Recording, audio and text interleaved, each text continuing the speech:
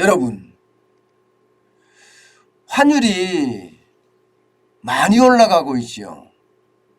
또다시 1230원도 갈지도 모른다 하는 생각을 하게 만듭니다. 지금 1228원입니다. 그러니까 또다시 제2의 IMF 외환위기가 오는 것 아닌가, 이런 이야기를 많이들 합니다.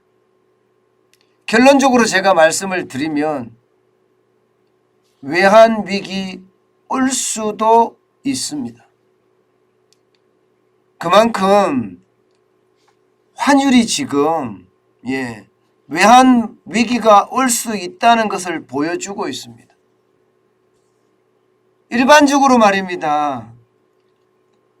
이 원달러 환율에 대한 심리적 마지노선, 심리적입니다. 심리적 마지노선이 1200원인 것은 사실입니다. 그런데 이게 점점 높아지고 있어요. 앞으로 지금 1228원이지만 더 높아질 가능성이 굉장히 커요. 원달러 환율이 더 높아질 가능성이 크다. 이것은 외환위기가 올 수도 있다, 이런 얘기입니다. 실제로 말입니다. 원달러 환율이 높아질 수 있는 요인 굉장히 많아요. 기본적으로는 미국의 금리 인상인데 이게 엄청 공격적이에요. 0.5% 인상하는 빅스텝에 대한 목소리가 굉장히 커지고 있고요. 더 심각한 것은요, 빅스텝을 연속적으로 올리는 거 있잖아요. 지금 제임스 블러드 세인트루이스 연방은행 총재는 6회 연속 빅스텝 이야기했습니다. 바로 6회 연속 빅스텝을 연속적으로 올리는 거, 전보 스텝에 대한 이야기도 지금 나오고 있을 정도입니다. 그만큼 말입니다. 미국의 금리 인상은 굉장히 빨라질 겁니다. 물가가 워낙 빠르게 올라가니까 이거 지금 못 잡으면 물가를 못 잡을 수도 있다고 생각을 하는 거예요. 전략 비축률을 풀어서 물가를 잠시 다운을 시킬 수 있다고는 하지만 계속해서 물가를 다운시키기가 불가능하다. 자칫 잘못하면 1970년대식 혹은 1980년대식의 어떤 스태그플레이션의 위험성도 있다. 때문에 빅스텝을 여러 번 하는 전보 스텝도 일어날 수 있다고 이야기를 합니다. 이 이야기는 금리를 올린다는 것은 시중에 있는 달러를 빨아들인다는 이야기잖아요. 시중에 있는 달러를 빨아들인다는 이야기는요, 결국 달러의 강세가 이어진다는 이야기예요. 지금도 달러가 강세잖아요. 달러 인덱스가 거의 100에 접근했습니다. 100에. 6개국 통화 대비해서 달러의 어떤 가치가 100, 6개국 통화하고 똑같아졌다는 이야기예요. 그만큼 달러의 가치가 높아졌는데 빅스텝을 6번에 걸쳐서 만약에 하게 되면 올해 금리가 3.5%까지 올라가는 데다가 미국의 기준금리가 3.5%입니다. 그럼 대출금리는 뭐 10%까지도 갈 수 있겠죠. 10%까지는 안 가지만 그래도 3.5%가 기준금리 되면 가능성이 굉장히 커질 수 있죠. 그렇게 되면 여러분, 우리도 따라서 금리를 올려야 될 수밖에 없는 상황이고요. 따라서 금리를 올린다는 것은 여러분, 원화 가치를 그만큼 올린다는 이야기인데 계속 따라서 올리기가 쉽지가 않습니다. 우리는 지금 바닥이 무너진 상태예요. 자영업자 소상공인이 부채로 지금 연명하고 있는 상태입니다. 빚내서 버티고 있는 상태예요. 그렇기 때문에 금리를 계속해서 올리면 우리 경제에 경착륙이 오거든요. 그렇기 때문에 우리는 미국처럼 이렇게 엄청난 어떤 인상률을 우리는 가져가지 못할 수도 있습니다. 그렇게 되면 원달러 환율에 대한 충격은 저는 커질 거라고 보는 겁니다. 여기에다가 미국은요, 양적 긴축도 굉장히 강화하겠다 이렇게 아예 선언을 했습니다. 예, 빠르면 5월부터 미국의 중앙은행이 가지고 있는 보유 국채나 혹은 MBS라고 이야기하는 주택 저당증권을 매각을 하겠다. 그것도 950억 달러 워치를 매월 하겠다는 거예요. 매월 950억 달러 워치를 국채와 MBS를 매각을 하겠다. 이 말은 시중에다가 채권을 주고 달러 현금을 끌어들이겠다는 거예요. 현금을 끌어들이겠다는 거예요. 쉽게 말하면 양적 긴축을 굉장히 강화하겠다는 겁니다. 이렇게 됐을 때 여러분, 우리 입장에서는요, 원화가 강세가 될 수밖에 없고, 원화가 약세가 될 수밖에 없고요. 원화가 약세가 되면 원달러 환율은 더 올라가게 됩니다. 여기에다가 말입니다. 벌어들이는 달러도 지금 줄어들고 있습니다. 여러분 보세요. 지금 최근에 무역수지 규모입니다. 작년 12월부터 마이너스 4억 3천만 달러, 그리고 2022년 1월에는 48억 9천만 달러의 적자를 기록을 했습니다. 2월에는 8억 4천만 달러 흑자를 기록을 했지만 다시 3월에는 마이너스 1억 4천만 달러의 적자를 기록을 했어요. 물론 무역수지만 가지고 들어오는 달러가 적다 이렇게 말할 수는 없습니다. 이전 수지라는 것도 있으니까요. 그러면 경상수지로 봤을 때도 경상수지가 지금 줄어들고 있어요. 굉장히 많이 줄어들고 있어요. 16억 달러 이상이 전달 대비해서 줄어들고 있는 그런 상황입니다.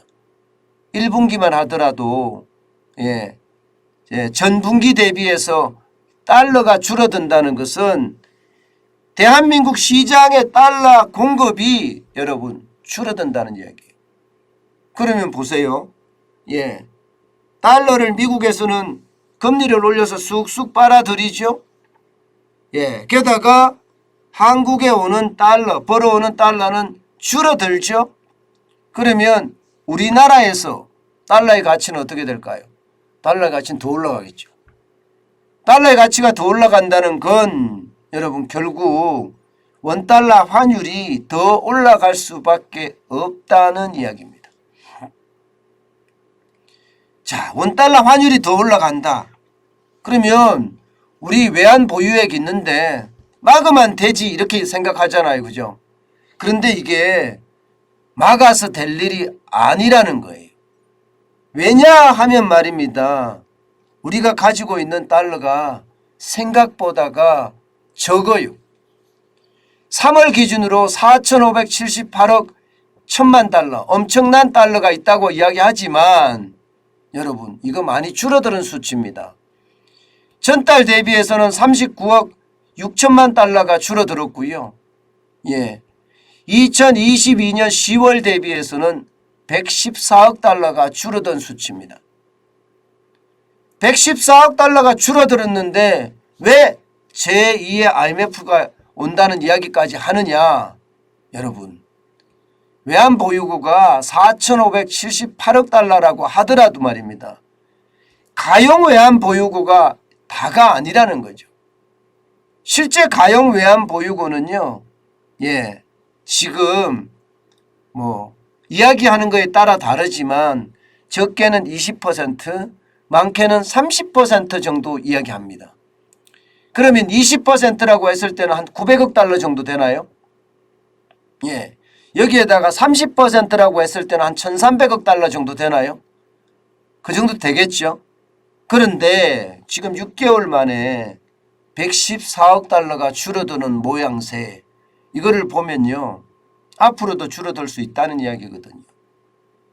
앞으로도 줄어들 수 있다는 이야기는 결국 말입니다. 우리 외환시장에 충격을 줄 수 있다는 이야기입니다. 그만큼 시장 위험이 커졌다는 그런 이야기가 되는 거예요. 게다가 말입니다. 여러분 이거 한번 보세요. 실제 말입니다. 외환 보유액 중에 우리가 현금으로 쓸 수 있는 자산 비중 굉장히 낮습니다. 보시는 것처럼 4,578억 1천만 달러 중에 여러분 현금성으로 쓸 수 있는 자산 비중은 4.6% 정도밖에 안 됩니다. 아유 죄송합니다. 그러면 현금성 자산은 210억 6천만 달러입니다. 아우 갑자기 사례가 걸렸네요.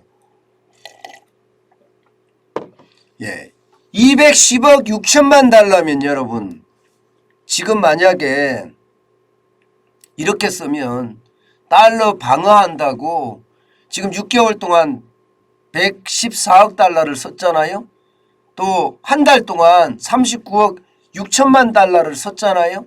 이렇게 썼을 때 여러분 우리가 현금성 자산이 이 정도밖에 안 되는데 버틸 수 있을까요?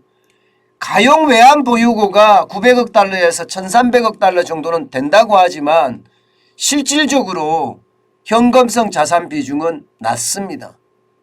그럴 경우에 저는 충분히 위기가 올 수도 있다고 생각을 하는 겁니다. 게다가 말입니다. IMF 국제통화기금에서 권고하는 수준이 있습니다. 권고하는 수준보다도 지금 낮습니다. IMF는요, 연간 수출액의 5%, 통화량의 5%, 유동 외채의 30%, 외국인 투자 잔액의 15%를 합산한 액수가 적정 외환 보유고라고 이야기하거든요. 이 합산한 액수의 100%에서 150%를 가지고 있으라는 거예요. 그런데 지금 2020년 기준으로 대한민국은 99%입니다. 100%에 미치지 못합니다. 그렇기 때문에 IMF가 권고하는 적정 외환 보유액 비중도 사실 지금 위기 수준이라고 볼 수 있습니다. 여기에다가 말입니다. 국제결제은행에서 이야기하는 것은요. 이거보다가 2배 정도 더 많습니다. 2배 정도. 국제결제은행은 9,300억 달러가 대한민국의 적정 외환 보유고다 이렇게 이야기하거든요. 그런 차원에서 따졌을 때 여러분 결국 말입니다.